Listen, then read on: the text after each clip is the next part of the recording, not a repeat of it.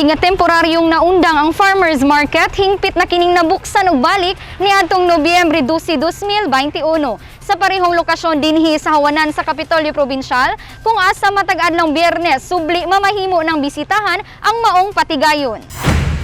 Mukabat pa lamang sa 11 ka farmers kon exhibitors gikan sa nagkariyang lungsod sa lalawigan sa Misamis Oriental ang nakahigayon sa pag-display sa unang adlaw sa reopening sa farmers market.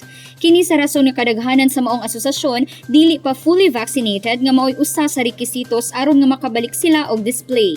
Ang buhatan sa Provincial Agriculture ubos sa pagpangulo ni Mr. Apollo Pacamalan, dako ang kalipay nga daling miresponde si Governor Bambi Imano sa hangyo sa mga mag-uuma dihang midangup kaniya nga unta makabalik na sa pagpamaligya. Gitugutan kini sa amahan sa lalawigan apan gikinahanglan nga magsunod sa mga pahimangno gikan sa Provincial Interagency Task Force nga kanunay siguruhong masunod ang mga safety health protocols sa lugar.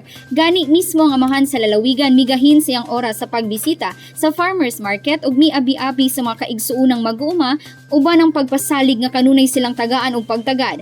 Laumang sa mosunod nga mga semana madugangan pa ang mga exhibitors nga mamaligya sa dapit nga nagpasabot mas daghan pang produkto ang angay atangan sa tanan.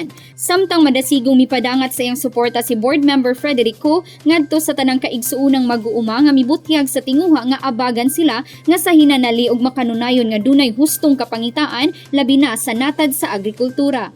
Ato yung nabuksan og balik ang atong farmers market. Kaloy sa Dios ubay-ubay na pod ang nanganhi. So naako karon dinhi tungod kay gusto pod nako masaksihan og makita og ato pong matagaan og suporta.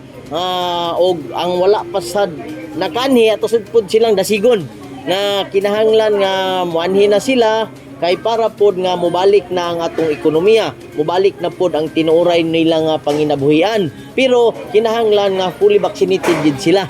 Kay kung dili sila vaccinated nakaloy sa Dios digid sila makasulod dinhi. Sa laing bahin si Ms. Zosima M. Santos nga mao'y tag-iya sa Titings Fish Products gikan sa lungsod sa Libertad nga usa lamang sa nahimong first day exhibitor misulti sa gibating kahinam karon nga nakabalik na sila og display sa ilang mga produkto. Matod niini nga nahimong taytayan ang maong programa nga mapromotar pag-ayong ilang negosyo sama sa lamian ginamos og uyap. Nakabalik na gid mi diri pag-display kay kani nga Farmers Association mao kani usa nga nakapromote gid sa amo ang negosyo nga nag-abot-abot na sa laing lugar. Sulod sa unang adlaw sa pagbukas ug balik ubay-ubay sab ang nakapalit sa mga lagutmon, utanon, prutas ug uban pang produkto ug delikasiya.